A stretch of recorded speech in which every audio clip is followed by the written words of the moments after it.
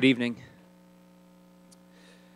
After traveling around Iraq in a Humvee, carrying an M16 through Fallujah and encountering parents and children while on combat duty as a machine gunner and fire team leader, Rumaan Baca came home in 2000 suffering. Having been a classical ballet dancer in college and before enlisting, he knew that in movement he could express what he could not in voice. Rumaan founded Exit 12 Dance Company as a way through movement to educate audiences about the reality of war, to advocate diversity and mutual understanding through cultural exchange, and to champion the dignity of all persons. In addition, Mr. Baca works with The Mission Continues in New York City as an organization that provides community service fellowship to post-9/11 veterans so that they can continue to serve their community and country. Recently, Rumaan Baca returned to Iraq to teach a dance to two groups of young men and women ages 16 to 24. One group spoke Arabic and the other Kurdish. At the beginning, the groups sat at opposite sides of the room, not communicating with each other, except for snide remarks. At the end of the 5 days of dance, they sat together in the courtyard, singing songs and mingling sociably. Dance and Rumaan Baca had brought them together, as Baca explains to the 250 Iraq people attending the culminating dance performance. He had served as a Marine in Iraq and had come back with art. Thus tonight, I am honored to present to you Rumaan Baca and his Exit 12 Dance Company. Thank you.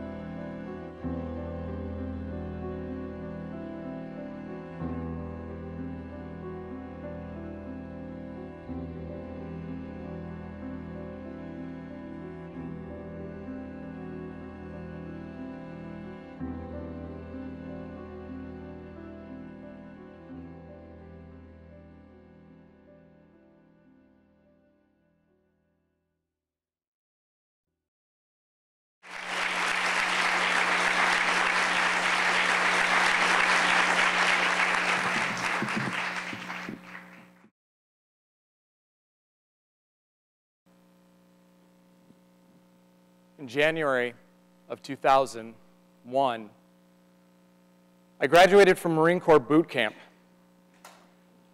Upon earning the title Marine, I marched straight up to my senior drill instructor, snapped to attention, and said, "Senior drill instructor, this Marine would like to speak to you, sir." He was a short man, had braces and one of those Marine Corps covers, and he was mean as could be. He looks down at me and scowled and said, "What?" "This Marine would like to give you something, sir."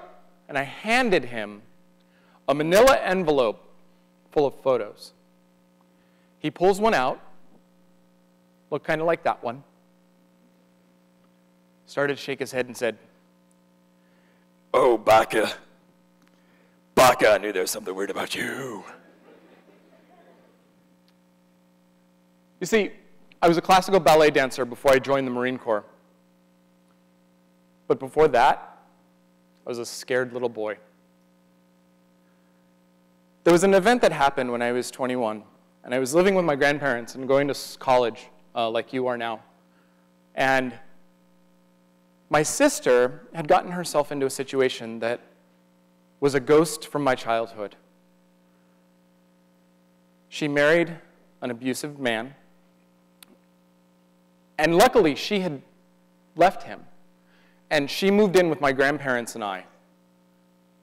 And it was late one night, and I had gone to bed, and her husband came banging on the wrought iron door. And him and my grandfather got into a verbal altercation. And as I lay in my bed, I knew the right thing to do was to get out of that bed and relieve my grandfather. But I couldn't move. I was paralyzed with fear because of ghosts of my past. The first thing I did was I ran away. I had an opportunity to study dance professionally in Connecticut, so I moved across the country. I was living in New Mexico when this happened. I moved across the country and started studying classical ballet as an outlet. And I started doing really well, and I was suddenly doing shows, and I was doing Swan Lake and Sleeping Beauty, and I was dancing as a freelance professional dancer. But those ghosts of my past wouldn't go away. So I decided to join the United States Marine Corps. And I decided to join the United States Marine Corps for a few reasons. One, I wanted to serve my country. Two, I wanted to fight for those who couldn't fight for themselves. But most importantly, I wanted to learn how to face my fears. And the Marine Corps gave me two things. The Marine Corps gave me a family of Marines. And no matter what, that family always has my back. And it also taught me to go deliberately, decisively, and aggressively in directions that make me afraid. Because that's usually the way to generate a positive outcome. The Marine Corps, this wonderful organization, put that immediately to the test. Our unit was sent to Fallujah, Iraq in 05-06. And we were tasked with patrolling the local villages looking for ghosts, different ghosts, insurgents, armed to the teeth. And we used to go into these villages with this very aggressive posture so that if anybody wanted to be aggressive towards us, hopefully they'd be discouraged by our aggressive posture. After a few weeks of messing up their roads and driving all over their yards with Humvees, we realized that in these villages were families, brothers, sisters, mothers, fathers. I went with a bunch of Marines who wanted to make Fallujah a better place. So we started transitioning our missions. And we were suddenly going out into these villages and taking school supplies to the local schools, like you see there. And we were going into the village with food and water in order to give it to the villagers. And our best mission, right before we left, we tried to create a neighborhood watch type program where the villagers could tell the base if there was anything going wrong. so that we could respond. But we left in 2006. And we weren't sure if our efforts did anything. I got back from Fallujah in 2006, and I started doing all of those things on my bucket list that I had created in Fallujah. Number one on that bucket list, I was going to get a package of Oreo cookies and a gallon of milk, and I was going to make the biggest bowl of Oreo cereal you ever saw. I also bought a condo. I got a really good job, and I got serious with my girlfriend. I was following my grandfather's example. My grandfather served in the Korean War, and when he got home, he got a job with the US Postal Service and settled down with my grandmother and bought the house that they've been in since I was a boy. After about 6 months, my girlfriend sat me down and she said, "You're not okay. You're not the same person you were before the war. You're angry, you're anxious, you're depressed, you're angry." And she wanted to do something to help. So she said, "If you could do anything in the world, what would you do?" I told her I'd start a dance company. And she said, "Let's do it." You see, she's a ballerina. So we started Exit 12 as a way for me to reconnect with art and with those around me. And then something amazing happened. We started communicating the military experience and the experience of the war on families and the disconnect between the US and the Middle East. And we started performing in New York and Connecticut, and suddenly there was a response. We were doing a really good thing, and we were communicating relevant issues. And again, I felt like I had purpose and meaning, like when I was in the Marine Corps.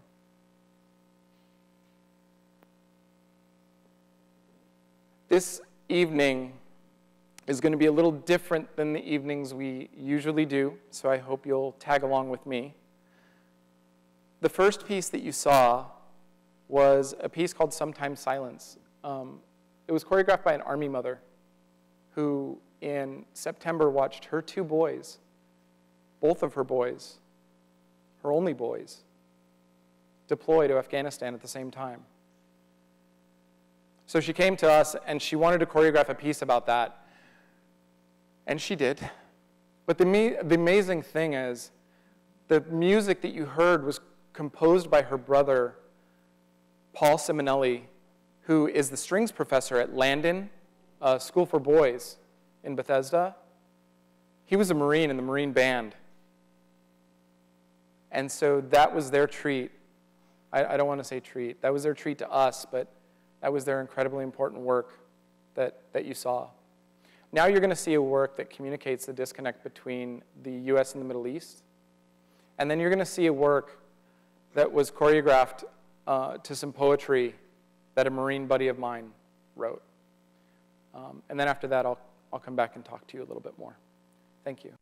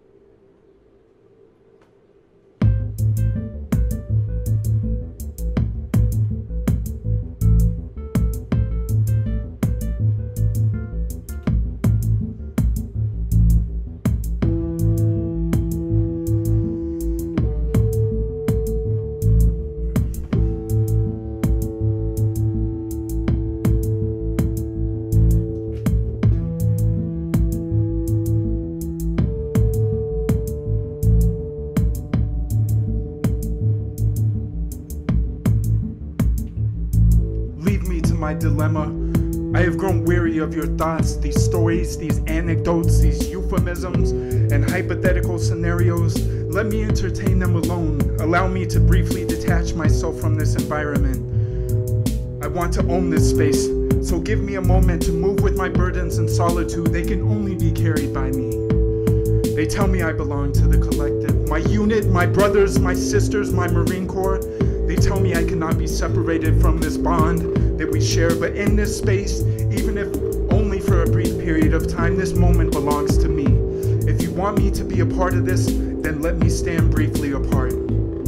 This war belongs to all of us, but this gear on my back and shoulders causes me pain that only my muscles know. My brothers and sisters suffer similar pain, but empathy has its boundaries. The psychological and physiological tolls that I must endure belong to me. Long when this war has ended, and my pack is stored in a garage with other memories, I will sit in the room with my thoughts and my pain. You will not be there to catch the tears falling from my cheeks. Somewhere closer distant, tears will fall from one of your cheeks and I will be gone. When I return home, I will walk blocks unknown and known alike on my own. When I sit on my porch, looking at the horizon and attempting to understand my place without war, you will be a world away. When I hold my lover's hand as she searches for explanations why I can no longer be the person that left her, you will be battling your own numbness. For you see, bullets have a powerful way of bringing us together, but the greater power lies in a bullet's ability to pull us apart. I move forward in this space, consumed. I hope you understand.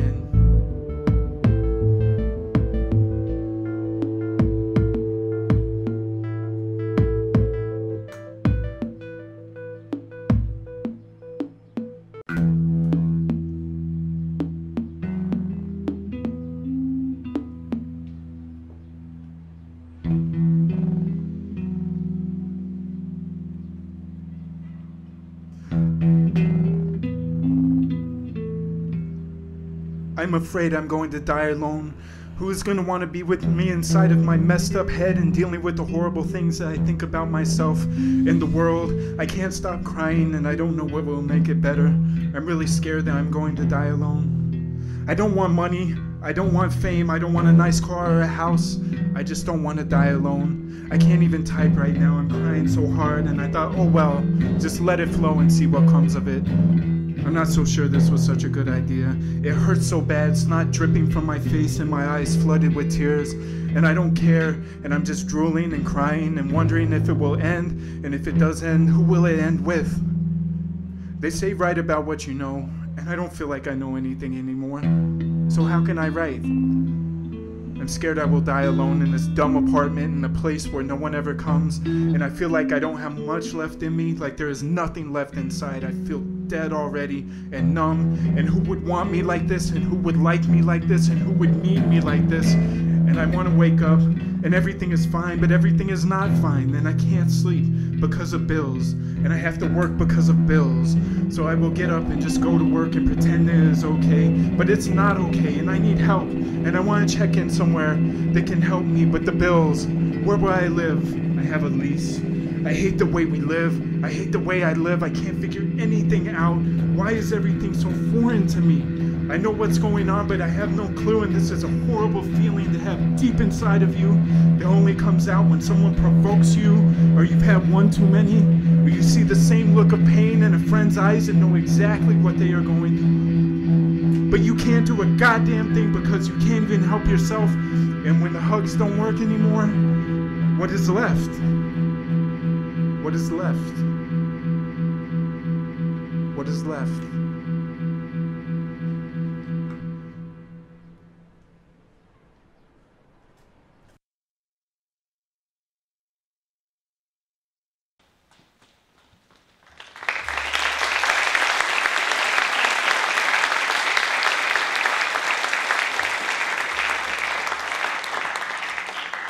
In 2010, me and my family of Marines got back together again.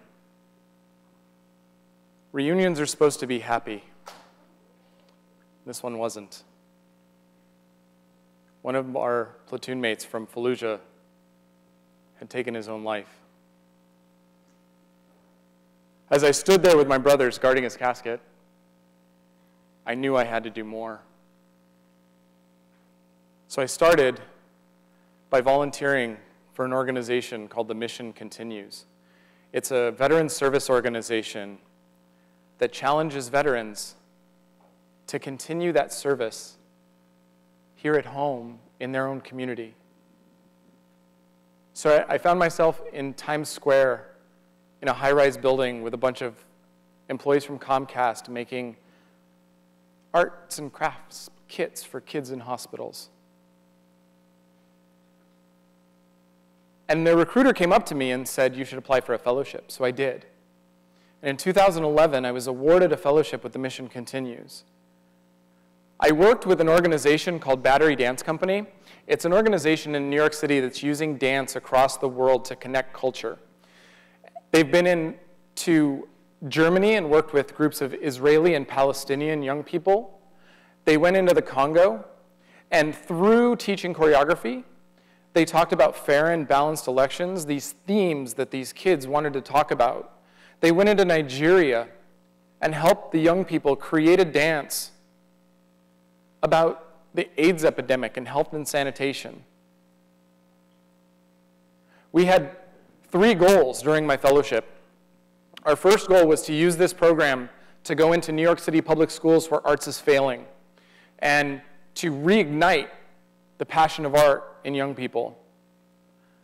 Our second goal was to modify this program to use with veterans, to empower them, to re-identify with self, to utilize teamwork and confidence to reconnect with those around them.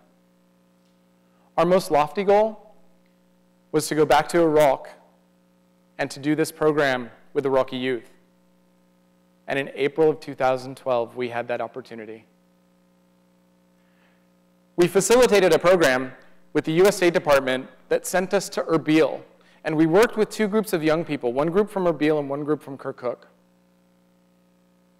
I had 2 phone calls before I left. One of them was a Marine buddy of mine. He was the most locked-on, hardcore Marine in our unit. And he calls me up, and he says, Baca, I hear you're going back. I got gear. I got plate carriers. I got helmets. I got flares. What do you need? I got it. I said, Vega, I'm going back as a civilian artist. I'm taking my dance clothes, my dance shoes, and some music. He was very supportive. And then I had another meeting with the Marine that composed that poem that you just heard. And he was telling me about these issues he was having, and I was telling him about mine. And he handed me a number for a therapist. And I said, yeah, I'll call that number. And I put it in my pocket. And then I got on a plane to Iraq. Working with the young people, we worked with them for 5 days, 5 hours a day. You should have seen their passion. They threw themselves into this work. They came early, they left late. When our stereo broke, one of the kids brought his own from his bedroom and hooked it up. Then, when we found out that this theater that they had put us in had nails in the stage and no technical elements, we couldn't play music, we couldn't use lights, they said, we're doing a play down the street in this other theater. Let us talk to our theater manager and see if they'll let you do this performance there. And they did. So we moved this performance down the street to this theater, and we started this huge marketing campaign with posters and TV, and no. See, when we talked about publicizing this performance, they said, all you have to do is print up a banner and put it in front of the theater the day of the show, and people will come. And as an American, I'm like, no. But we trusted them, as we had done that whole week. And sure enough, 240 people came to the performance. And we got to show them a traditional Kurdish dance that a few of the students knew. And then my teaching artist colleague, Robin Cantrell, who is another modern dancer in New York City, showed one of the modern dance pieces that Battery Dance has in their repertoire. And then I got to get up on stage and tell them this story that I'm telling you now. And I got up the same way, and it was translated into Kurdish and Arabic. So there was one of the teachers was translating for me. And I got up and I started very stern, like I started here this evening. And this woman in the front row was sitting about where you are now. And she had this look on her face like she was scared. And then I started to talk about working with the kids and how much that work meant to both of us, and how much they had opened up and talked about their challenges and what they thought of Americans and what Americans thought of them, and how they wanted nothing more than to build a better, safer Iraq. And she started to smile. I forgot to show you pictures. That's them. There were 30 of them. There were 26 males, 4 females, ages 16 to 24. You thought I was talking about young kids, weren't you? And it was an incredible program. But I think I can do better than telling you about it. What I'd like to do now is I'd like to show you the piece that those kids choreographed. Enjoy.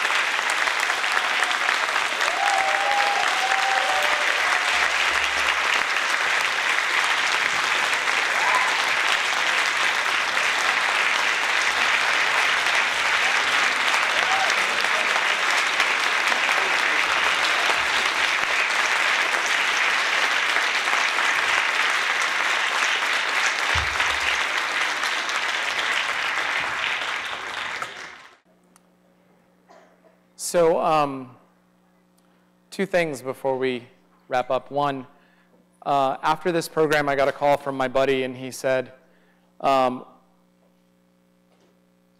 did the program go? I said, oh, man, it went great. And I told him all the things that I told you, and I showed him some photos. And he said, well, all those things, like you have this this smile on your face and this energy, like, did you call that therapist? I said, no. I said, I went back to Iraq and did this program, and I made a difference. We made a difference with art instead of a weapon. And he said, if you go back, I want to go. There are some things I did in Al-Qut and Al-Naziriyah that I want to atone for. And I said, well, if you go back, what are you going to do? He said, I could take photos of the program. I said, no, that's awesome, but I want you to teach something. So that's why he started writing more and started becoming a program facilitator with Warrior Writers, which is a program that gets veterans to write about their experiences. And he and I are gathering a squad of veterans to go back to Iraq so that we can all teach art again and again and again. Using the Marine Corps influence, I continue to go in directions that make me afraid. A next thing we're working on with partners is going to the Congo and working with child soldiers. But one thing I want to leave with you today, a good friend of mine gave me a gift. He said, it's okay when things get rough to kneel down, take a break, and recenter, like we used to do on 25-mile ruck marches. You put the pack down, you sit down on the pack for like 3 minutes. But you got to remember, eventually you got to get up, put that pack back on, and keep going. I forgot what the second thing was. What we're going to do now is we're going to turn it over to you. There's microphones. If you want to ask us questions, the dancers love it when you ask them questions. Let me introduce them really quickly. They are amazing, as you can tell. David Claps, Paige Grimard, Chloe Slade, Lisa Fitzgerald, Adrienne De La Fuente, and Aaron Atkins. And their socks. So who has a question? Thank you for coming, by the way. Thank you so much.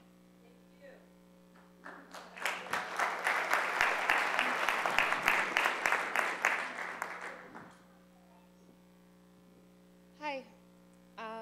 My name is Anissa.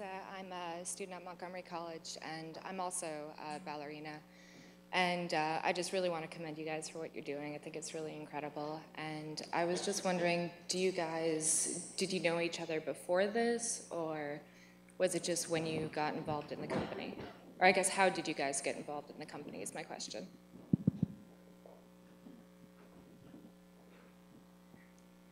I guess he's handing the mic to me because several people are in the company because of me, but I also came to the company because of a former dancer who's now in Las Vegas.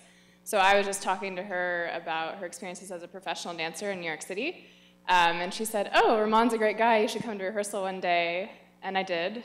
And then I kept on coming, and then I somehow was part of the company at some point. And that's how a lot of us have come into it, kind of through friends.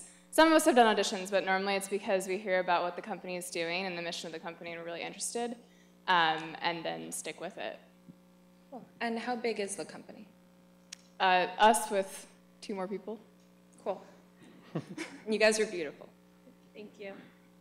Thank you.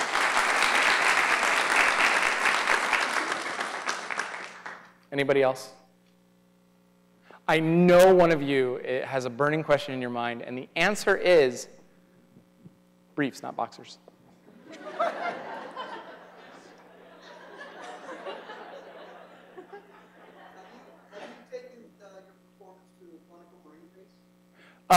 Good question.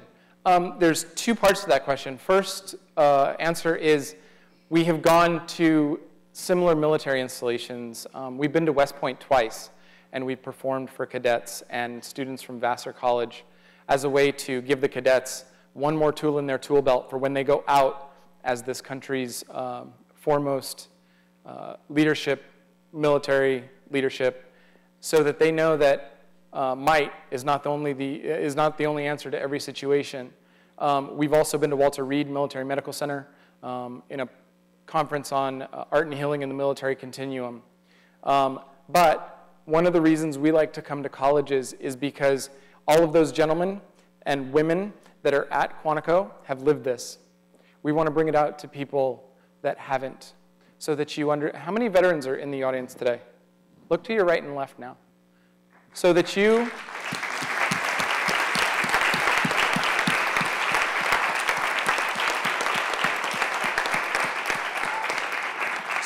as civilians can look to your right and left and recognize them and know that they're accessible and their experiences matter.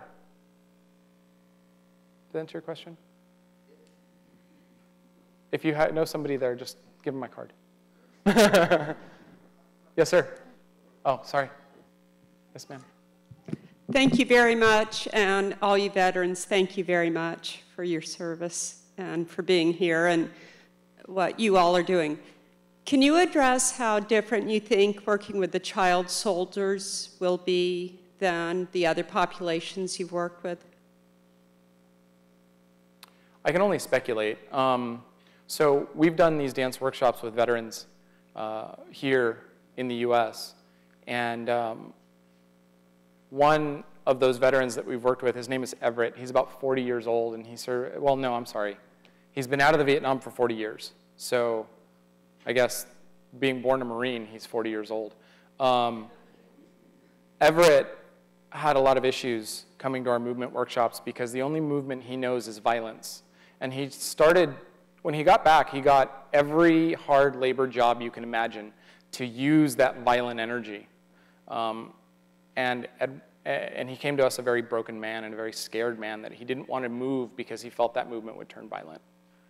And we brought him into this and started using his writings and started coaxing him to start moving with the dancers and other veterans. And after working for a couple of weeks, Everett wrote me the most touching email saying that he hasn't felt like a human being in 40 years until that day. I can only imagine and hope that if we go to work with child soldiers, we have a similar effect. Okay, I'm on now. So recently I've been becoming more and more aware that you don't always need like pretty words or deeds to spark political or cultural action. Sometimes art can tell you something words can never explain, and I think this show does that. So to give everyone a chance to speak, my question is, if you could convey one feeling with this show, what would it be? Each of you. See David's face. David was like, So one word you said? Yeah, just one feeling, like the feeling that resonates strongest with you. Oh my God, there's a lot of feelings. Like responsibility. Oh, cool. Want me to explain it or just say it? No. Well, responsibility because these stories are not stories I'm encounter with in my everyday life before I came to this company. So I feel responsible to tell it well. Oh, God. Okay. One word. I guess the piece that I do, this is where I feel dead inside. That's what I'm trying to convey. Just so much emotion that just a shell of a human. I don't want the feeling that the veterans have had. I hope I never get that, but I've tried to dig as deep as I can to convey just that I'm dead inside. I know that was a lot of words, but I couldn't just say dead. I liked it good.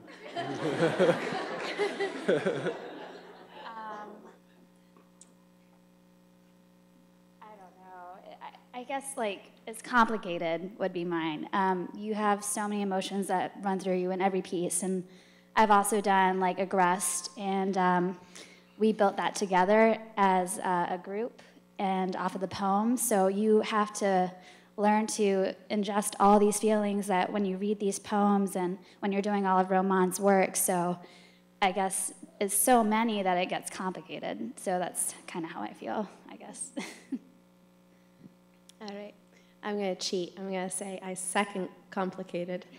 And in addition, it's more of, I think, hope. Just, I hope the audience leaves with some sort of hopeful idea that they didn't think of before this. And also doing this work is, I think, the hope that so many people don't have to go through the things we're trying to communicate. This is not a feeling, but I would say questioning would be my word. Because I think that a lot of our pieces are not really trying to give you an answer or even presenting a solution, but they're trying to say that the people who are in the pieces are questioning and the pieces themselves question. I would have to say a word. I would say growth. I think a lot of every works that Exit 12 and Roman does, I feel that it not only allows the veterans to grow, it allows us to grow as artists. Every piece you have to constantly investigate inner feelings that completely change every different time that you perform, just because as humans and you change every time in every situation, so it's growth. Yeah. Skip? Pardon? Thank you. I gave you my talk.